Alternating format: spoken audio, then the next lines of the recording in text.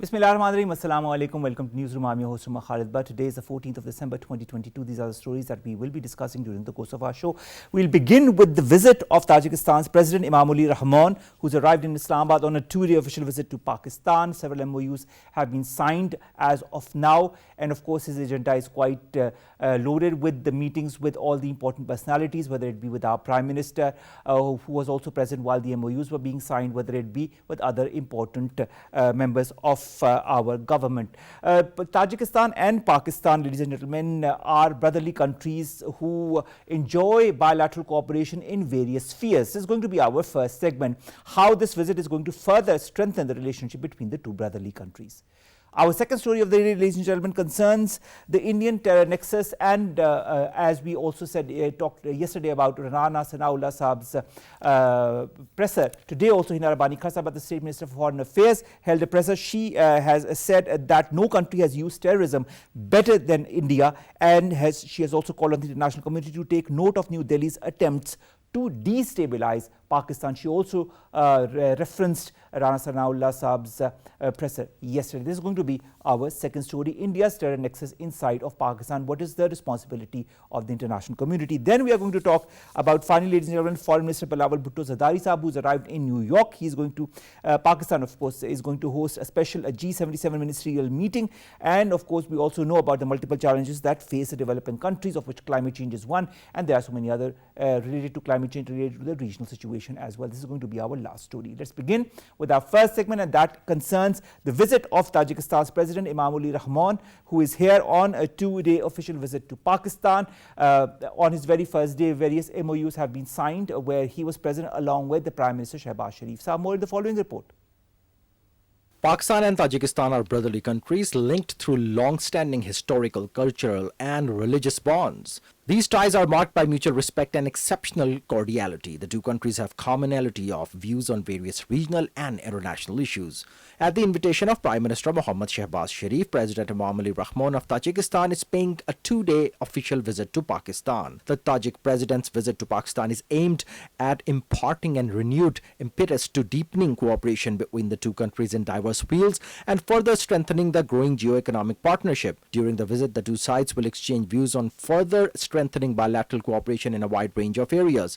A number of bilateral agreements and MOUs are expected to be signed. Exhibiting exceptional cordiality, this is the second time that the Tajik President will be meeting Prime Minister Shehbaz Sharif this year, and two leaders had last met in September of this year when the Pakistani Premier was in Uzbekistan for the Shanghai Cooperation Organization. In the last meeting, the two leaders held wide-ranging talks covering all aspects of mutually beneficial bilateral cooperation, including regional and international issues. Tajikistan is the closest neighbor of Pakistan in Central Asia, separated only by the narrow Wakhan corridor. The proximity makes Tajikistan an important partner of Pakistan in Central Asia.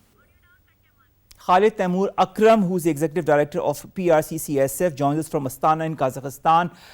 Thank you very much, Khalid, Taimoor Saab, to have joined us all the way from Kazakhstan. I know you have a very busy schedule as well, but we have very important things to discuss with you regarding the relationship between Pakistan and Tajikistan. What, in your point of view, will be the key agenda of this important visit of the Tajik President to Pakistan? Yes, thank you very much. This visit is very significant due to various reasons.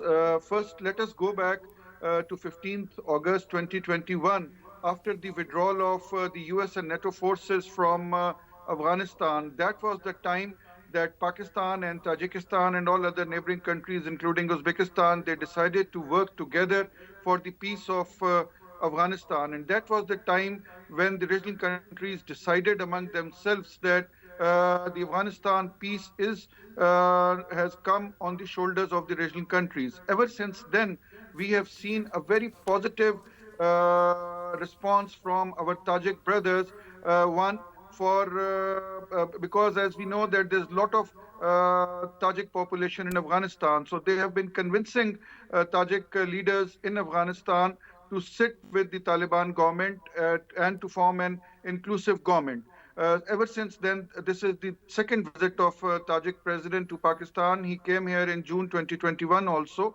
And lately in September 2022, he met with the Prime Minister Shehbaz Sharif, and the both leaders they decided that for the peace and security of Afghanistan and for the regional connectivity corridor, these two countries will work together. Over here, I would like to make a special mention that during the recent floods, Tajikistan had sent 88 truckloads of goods via Afghanistan by road. This was the first major convoy which has come through Afghanistan and which has also paved way for the Pakistan Tajikistan land route trade. All right. Khalid Saab, you also mentioned Afghanistan, and that's also a very pertinent topic concerning both Tajikistan and Pakistan. We are seeing the terrorism threats that emanate, and we've seen the resultant casualties as well when all of that emanates from Afghanistan. Do you feel both Tajikistan and Pakistan can work together in order to thwart these elements, maybe talk to the Afghan Taliban interim government, or maybe talk to certain elements inside of Afghanistan, or have a stringent counter-terrorism strategy to thwart such terrorist elements from further creating havoc? Yes, Tajikistan enjoys a lot of influence in Afghanistan. As I told you that there are more Tajiks live in Afghanistan than Tajikistan. Yes, and President Imam Ali Rahmanov, he enjoys excellent relationship with the Tajiks in Afghanistan, and he has a good influence personally also, as well as Tajik government also has. So Pakistan and Tajikistan can work together in bringing peace in Afghanistan. We have seen lately, since last couple of weeks, there is a new wave of attacks within Afghanistan, and it seems that Taliban government is not in control of the banned organizations. So there need to be a mechanism in which Afghan government can be helped by the neighboring countries by taking stringent measures against the terrorists, and also guiding them that how to control terrorism. And I'm sure Pakistan and Tajikistan can work together on that. Also, I would like to Yes. make a special mention that the Tajik President has recently shown his desire, as I told you, for the land route, that a safe passage from Tajikistan to Pakistan via Afghanistan. All right, both the countries are separated by the narrow Wakhan corridor. This, of course, makes Tajikistan an important partner as far as Pakistan's access to Central Asia and Central Asian countries is concerned. What kind of roadmap do you feel both countries are thinking of, or have, or will be having in the future, as well as far as shared objectives of regional connectivity are concerned, energy cooperation are concerned, and of course trade that Pakistan holds very important? Yes, over here I would like to make special mention of the energy corridor Casa 1000, which is already in progress, and Pakistan will be getting energy from Tajikistan very soon. And this Casa 1000 project is the brainchild of the Tajik government, and it is going very smoothly. And hopefully, in another 1 to 2 years, this project should be getting completed. Also, Pakistan and Tajikistan, we share common glaciers along the Wakhan border. And climate change, as we know, is the most important factor which is confronting not only the world, but also Pakistan and Tajikistan. We have seen massive floods. It is due to the melting of the glaciers. So Pakistan and Tajikistan need to work together on the climate change issues, especially that how to save the glaciers which are along the Wakhan corridor, because the Tajik side is also melting very fastly as the Pakistan side is also melting. So this is another area of cooperation which are looking for with Pakistan. And as we know that our Prime Minister is also the chair of this climate change COP27. So hopefully Pakistan and Tajikistan can work together on that. Also on the trade side, Tajikistan, Pakistan, the current trade is very less. So that needs to be increased through the land route of Afghanistan. All right, that's a very important point because Pakistan wants to have robust economic and trade links with the other regional countries, especially the Central Asian countries. And this visit, I hope, will pave the way for a much stronger and more stable relationship as far as trade is concerned between the two countries. Coming to the first meeting that both the leaders had, it was in Uzbekistan as part of the SCO. How important is the role of both these countries as part of a very important organization such as the Shanghai Cooperation Organization? Shanghai Cooperation Organization has its importance in this region, and it is known to be the only active regional organization which is actively working not only in counterterrorism but also on the economic cooperation. The two leaders had met in Uzbekistan, and over there they decided that not only they will work on trade and on other issues, but also to counter the terrorism and also to work together for the broader regional peace. So I believe that this visit at this point in time, once Afghanistan is getting destable again, will give a good message to the Afghan Taliban and to the Afghan ethnic groups that Pakistan and Tajikistan are working together, and hopefully a joint message to them will convey them that they have to live peacefully and the borders have to be secured. Khalid, Taimoor, Akram Saab, you talked about the CASA 1000 as well, and that this was in progress. This was an important milestone, a cooperation between both the countries. Do you feel this visit can further maybe increase the pace of work as far as CASA 1000 is concerned?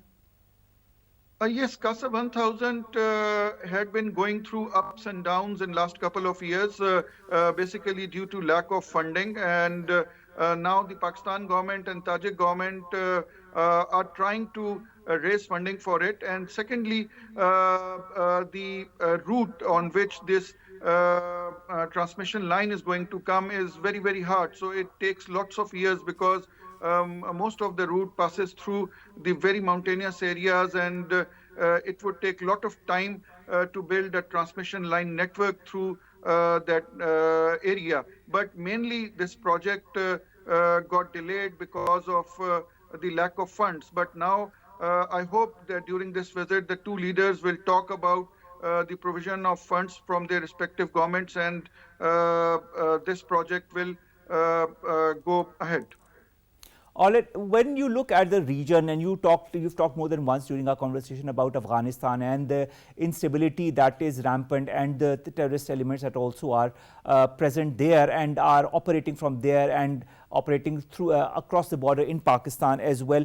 How significant do you feel is the Pak-Tajik partnership in the context of this visit of the Tajik president to integrate new facets of the geo-economic regional order that both countries are part of, and could further solidify not only their presence but also their role as far as diffusing tensions in the region is concerned? Yeah, before answering this question, let me just tell you one more thing, that right now I'm in Astana, Kazakhstan, and over here I have lots of meetings with their think tanks, with their experts, and everybody is looking at Pakistan for resolving the Afghan issue. And I feel that Central Asian countries are looking towards Pakistan. And I must also tell you that in last couple of months, our Prime Minister Shehbaz Sharif had a big diplomatic breakthrough in the Central Asian region. He had attended all the regional summits. He was in Astana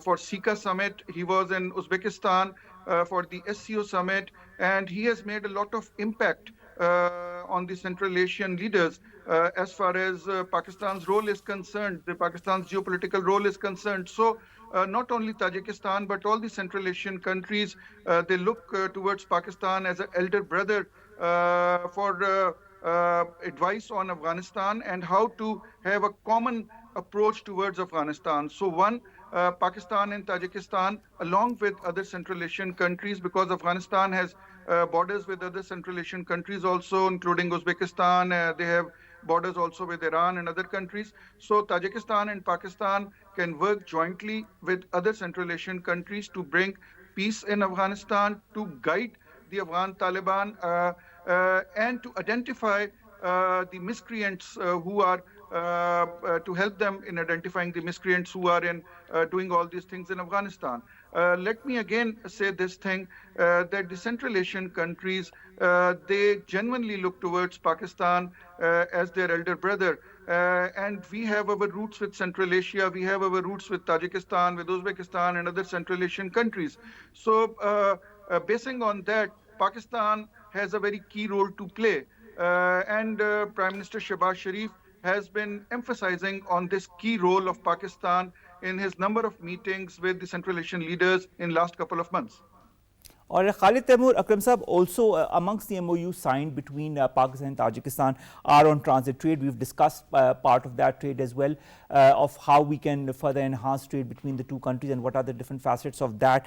Technology is another sector in which an MOU was signed. How important is cooperation in the IT sector, for example, or the technology sector, as far as maybe having a robust sector in Pakistan, collaborating with other sectors in other Central Asian countries such as Tajikistan is concerned?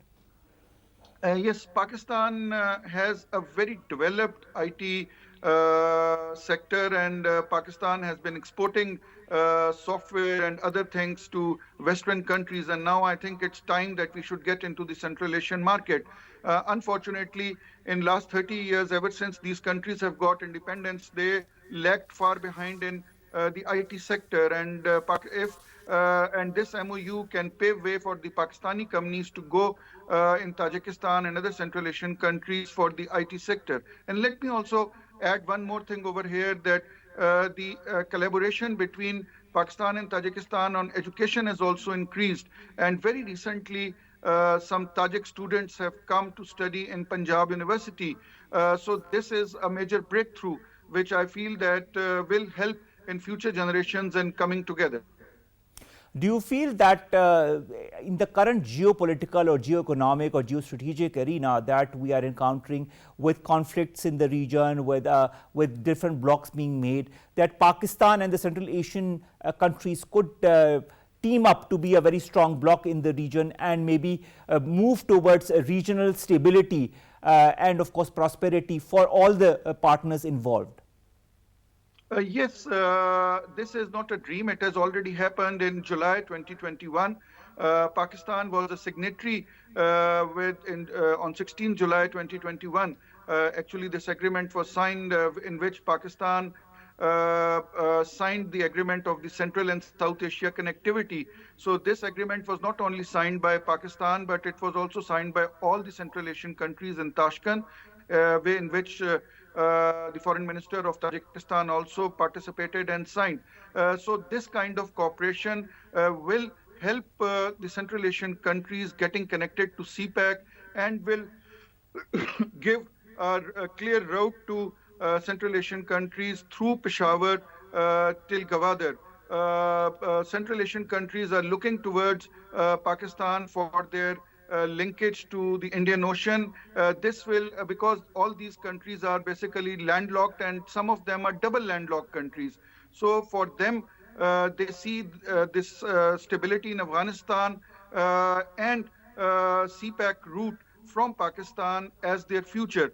And Pakistan will be playing a very key role in times to come in bringing together all these countries, because Central Asian countries somehow their trade with rest of the world remained less because of double landlocked country and because they had been going through Russia. Now, as we know that there are sanctions on Russia, and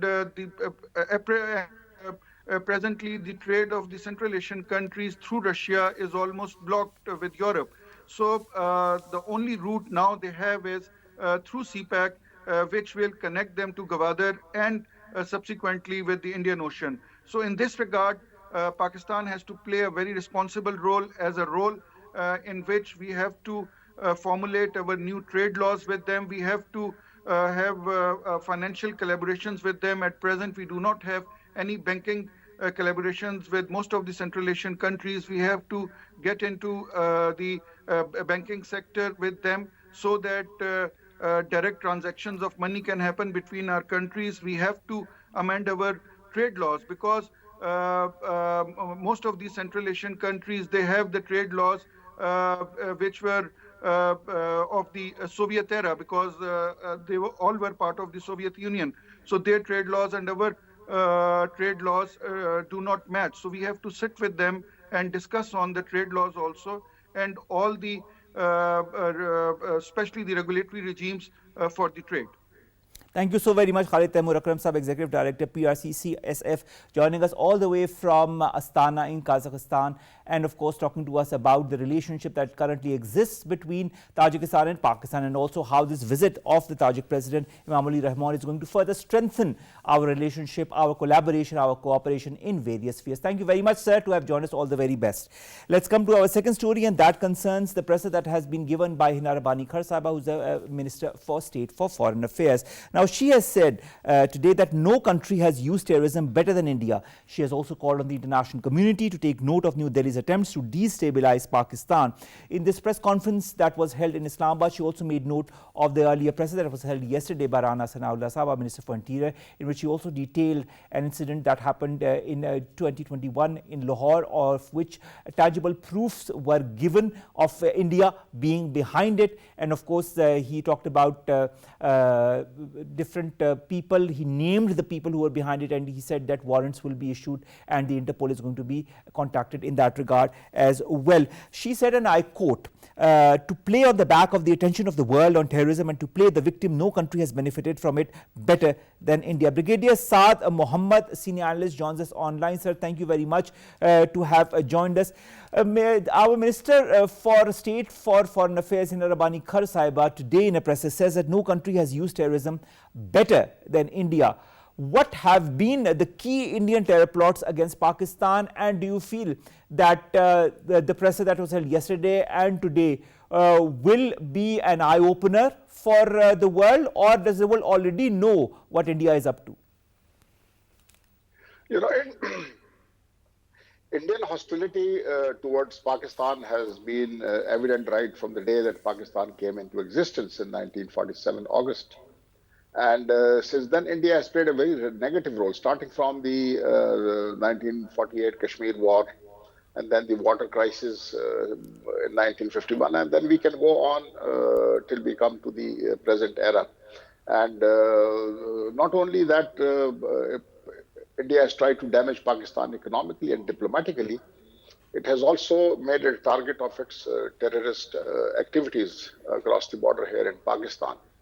And it has not been the first time that the presser that the Hina Rabbani Khar Sahiba gave, or Rana Sanaullah Sahab gave the other day, in which the terror attacks in Lahore have now enough evidence to show that India was complicit in this terror act. India must start behaving like a normal state. It is the biggest state in South Asia. It must show large-heartedness and stop attacking smaller states with terror activities that it has been doing. And it's very unfortunate. The world clearly knows that India is using terror as a weapon against Pakistan. And it's not the first time that has been. If you look at the evidence, what bigger evidence can the world have than Gulbhushan Yadav, who was caught in Pakistan? He is an officer in the Indian Research and Analysis Wing. He's an ex-officer of the Indian Navy. He was posing as a Muslim. He had a fake passport, and he was found in Pakistani territory. Now, what else evidence would the world require? But what else, Brigadier Sahib, I'd also like to understand what other evidence does the world need to put India on the FATF's blacklist? I think we have enough evidence, and I believe that our Foreign Secretary had called the diplomatic, envoys here in Islamabad and handed them over the dossier. And this is not the first time that Pakistan has been handing over dossiers to the world. We must go on to, a more sort of aggressive stance on this, that the world must recognize that Pakistan has been a victim of terrorism. Not on both sides of the border, Pakistan has been a victim of terrorism. Whether you look at the western border or the eastern border, both the states have employed terror as a weapon against Pakistan. And either we sit down regionally in the SAARC. We are all connected through SAARC. And we sit down and discuss this as to why these two states are using terror as a weapon against Pakistan. Pakistan has done nothing to harm these countries. Rather, it has been trying to build peace. If you look at the initiative of the ceasefire on the line of control, or whether it's in Afghanistan, Pakistan has always been trying to helpful and trying to be peaceful. But unfortunately, Pakistan's efforts have not been reciprocated by anybody. But you talk of reciprocation of efforts. SAARC has already been destabilized by India on more than one occasion. And I don't think that India wants SAARC to sustain in this current state that it is in. Secondly, when you talk of talks or regional talks, Pakistan has always tried its level best to have one-on-one talks with India on all the thorny issues, including that of Indian illegally occupied Jammu and Kashmir. India has never been willing. In fact, sometimes it calls the Indian-held regions issue a bilateral issue. Sometimes it calls it an internal affair of India. I don't understand why it can even call something like that an internal affair when there are various resolutions that are under the ambit of the United Nations on this very issue. This said, do you feel that the gradual unearthing with facts and figures of all the activities that India is involved in is slowly and steadily shattering India's whole dimension and concept of it being a champion of counterterrorism? India has at times under pressure from the international community and at times from internal, pressures built by the Indian society that peace is vital for the region. If we have to progress and if we have to move forward, then peace must come to South Asia. Only then can we move forward. But then you will see a false flag operation coming in. Either it will be a Pulwama or it will be a Pathankot or so many other incidents of which point towards false flag operations. And the talks will be scuttled on one pretext or the other. So India is the country which has to take the initiative first. If it wants peace in South Asia, then India has to take the first step, because it is, indulging in terrorist activities, whether it's in Pakistan or in the region. Now, no country is happy with the Indian policies. If you look at Sri Lanka, India has been creating problems there. If you look at Afghanistan, India has been creating problems there. Even in our good neighborly country, Iran, where Yadav Saab, he came from that area. So India is trying to vitiate the atmosphere, and it would not pay any dividends to India. If India continues these terrorist activities in the region, the whole region will remain destabilized. And if Pakistan suffers, then India will also suffer. We all suffer if there is instability or if there is terror across this region.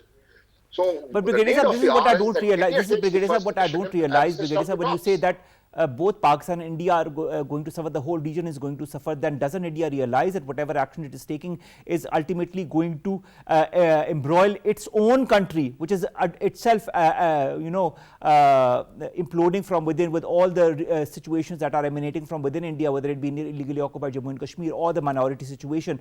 Don't you feel it's also the role of important countries in the West to pressurize India to revisit its counter-terrorism strategy targeting Pakistan? And my second part of the question is, do you feel also that the world has acknowledged Pakistan's stance, Pakistan's war against terrorism? We have waged various wars against terrorism and we have lost tens of thousands of lives in that. Does the world realize that? Does the world side with Pakistan, or does it still side with India?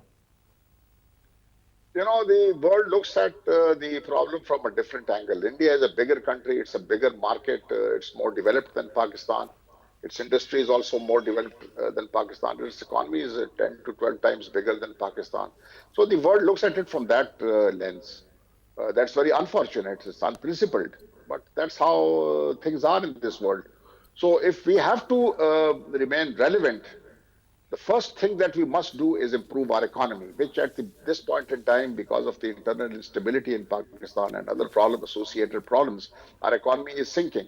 Now, we have to the first thing that we have to do is first improve our economy so that we don't start begging the world for money or for assistance. Once we do that, only then can Pakistan become relevant diplomatically in the international arena. Until such time that we don't do that, It will not be possible. The other is that, what we need to highlight is that Pakistan is the victim of the Indian terrorist activities because Pakistan is the only country in South Asia which has got the capability as well as the will to stand up to Indian hegemony. Now, India wants to be the hegemonistic power in this region. It wants to be the big brother in this region, and it wants all the other SAARC countries, which we just talked about. It wants all the SAARC countries to be looking up to India for guidance. Now, Pakistan is the only hindrance in that. So, therefore, what they will try to do is, isolate Pakistan diplomatically. They will also try to, hit its economy, and it will try to, make Pakistan unstable through terrorist activities.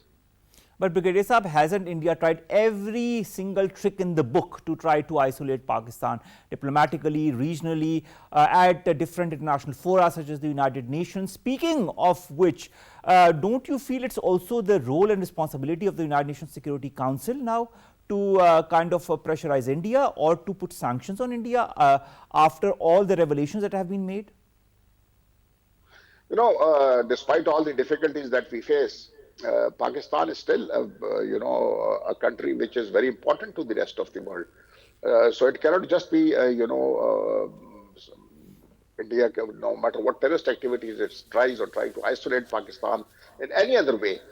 Pakistan will stand out, and it will remain. The importance of Pakistan will remain. So we remain an important country in the region as well as an important country in the world. However, the United Nations and all these countries that I talked about is that, Pakistan loses its respect because of our economic conditions.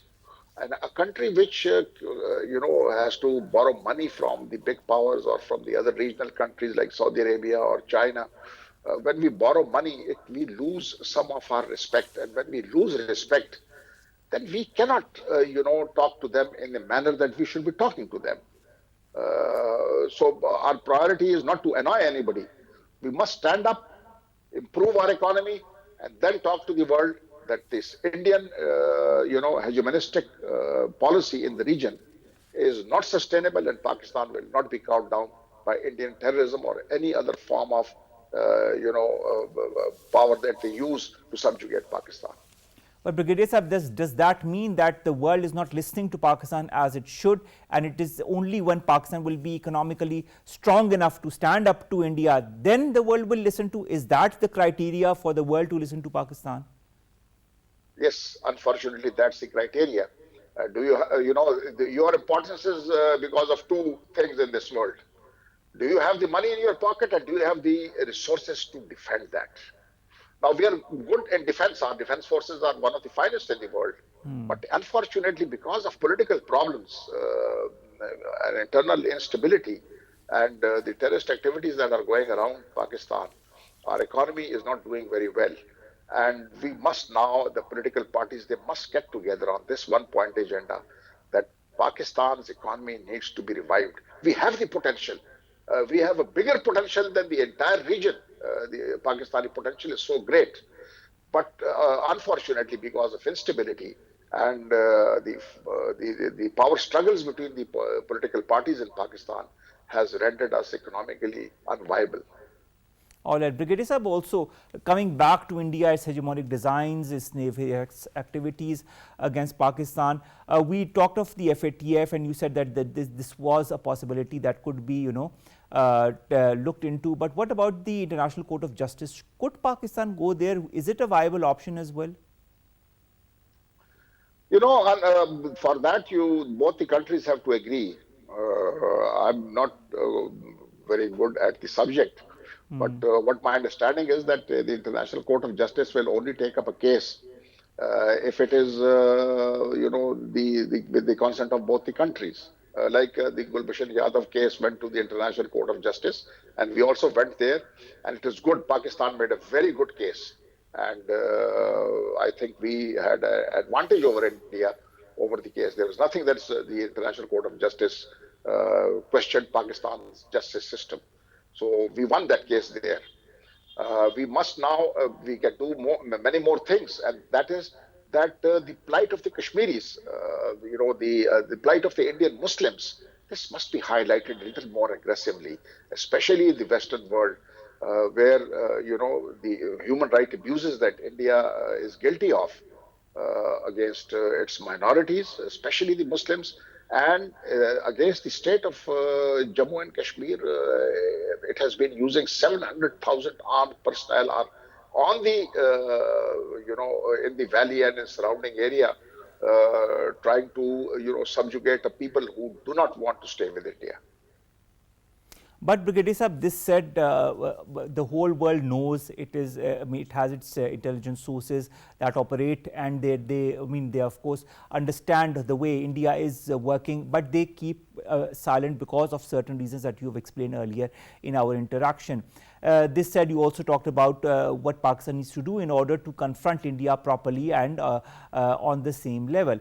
But till that time, with the revelations that have happened on different fronts on how India has been operating against Pakistan, what should Pakistan's next move be, diplomatically or politically? We must think is that we can take the case to the United Nations, especially these two terrorist, that we have caught on our soil. One is the Lahore incident, Johar Town incident. The other is Gulbhushan Yadav case. Now, both these are evidences which cannot be refuted. So we can go to the United Nations Security Council and we can seek the support of the UN Security Council to tell India that these terrorist activities against Pakistan should be stopped. That's the only thing that I can at this moment think of, that we can do that. The other one is that we must apprise the international community of the plight of the minorities in India, especially the Muslims, and that of the Kashmiris in particular, as to what India is doing, using state power against defenseless people. This must be highlighted. We can carry out seminars, we can carry out, photographic exhibitions, we can use written material. There are so many avenues available. We have the European Parliament. We can go there and put up our case. The Security Council I have already mentioned. The United Nations General Assembly can also be apprised of these Indian atrocities. So we must pursue the thing a little more aggressively. All right. And on different fora, as you very well said. Lastly, sir, how important would be the role, or is the role, of regional countries such as the Central Asian countries, such as China, as far as, the siding with Pakistan and understanding Pakistan's plight and putting pressure on India? I think China is, an ally which has always come to in support of Pakistan whenever needed. And it has given full support to Pakistan on the Kashmir issue and the terrorism issues. So we are thankful to China for this diplomatic support that it is providing Pakistan. However, in the other is the regional SAARC countries that are there. Unfortunately, India has, made SAARC a useless organization. It is almost paralyzed at this point in time. There's no interaction going on. There is nothing. Even the sport ties between the various countries do not exist anymore because of the Indian problem. So that is it. But because of the Indian power in the region, they have been able to, subdue the criticism that should come into India's way. Because India is a big power and it enjoys that advantage over Pakistan, that it has subdued the criticism or any action against the Indian terrorist activities in the region.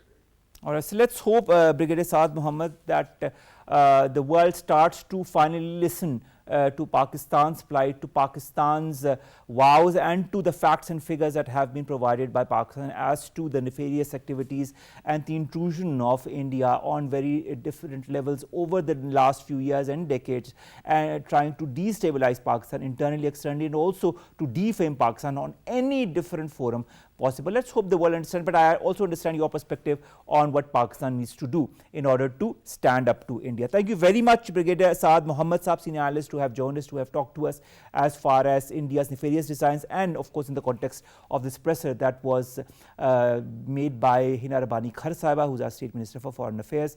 This is a continuation of what Rana Sanaullah Sahiba, Minister for Interior, also did as a presser yesterday, exposing India's nefarious designs, exposing what India has been doing to destabilize Pakistan, not since now, but since quite some time, and also what is the role and the responsibility now of the world body in order to A, sanction India, and B, pressurize India in order so that it can revert its policies that are anti-Pakistan.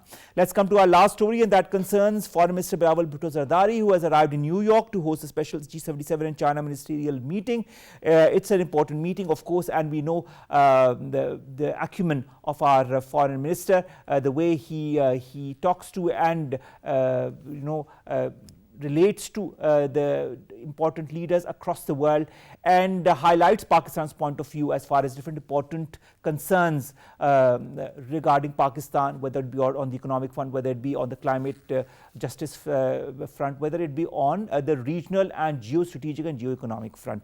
Now, the agenda of the conference includes discussion on multiple challenges that face the developing countries in attaining the SDGs. The G77 and China are the largest negotiating bloc of developing countries within the United Nations system.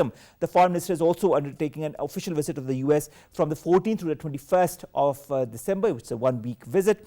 His program includes multilateral and bilateral engagements in New York and Washington, D.C. He's also going to meet with the United Nations Secretary General Antonio Guterres and participate in a high-level debate at the United Nations Security Council on the theme of maintenance of international peace and security, new orientation for reform multilateralism, that will be held today, in fact in a few hours time. He will also travel to Washington DC on the 19th, where he will hold meetings with high-level government officials, congressional leaders, Pakistani American businessmen and community members. Ladies and gentlemen, Bilawal Zardari Sahab has been working diligently as far as highlighting Pakistan's point of view on different international, regional and national affairs is concerned, and the world is listening to Pakistan thanks to the efforts made by our foreign minister. Let's hope that all his efforts now in the United States also prove to be very useful and of course yield the proper results as anticipated by our government. With that, we come to an end of today's news. We'll see you inshallah tomorrow with new story segments